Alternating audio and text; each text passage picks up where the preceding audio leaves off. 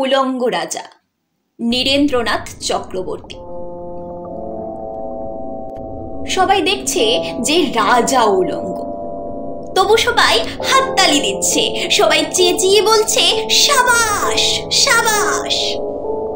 কারো মনে সংস্কার, কারো ভয়, কেউ বা নিজের বুদ্ধি অন্য মানুষের কাছে বন্ধক দিয়েছে, কেউ বা পরান্নভোজী, কেউ কৃপা প্রার্থী, উমেদার, প্রবঞ্চক।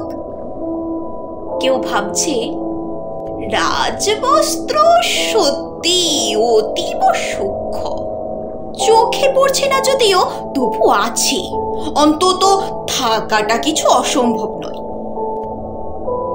গল্পটা সবাই জানে, কিন্তু সেই গল্পের ভিতরে শুধুই প্রশস্তি বাক্য উচ্চারক কিছু আপাদমস্তক ভীতু, ফন্দিবাজ অথবা নির্বোধ স্তাবক ছিল না।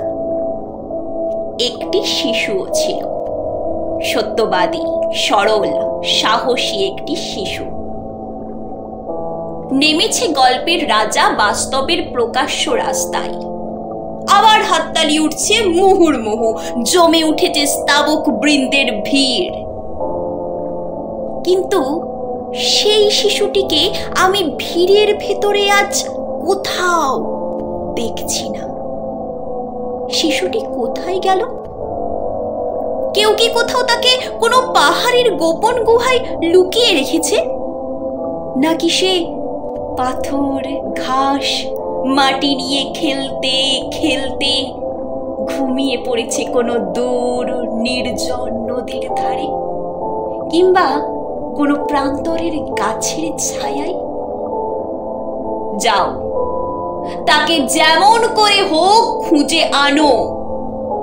সে এসে একবার এই উলঙ্গ রাজার সামনে নির্ভয়ে দাঁড়াক। সে এসে একবার এই হাততালির ঊর্ধ্বে গলা তুলে জিজ্ঞাসা করুক, রাজা, তোর কাপড় কোথায়? নমস্কার।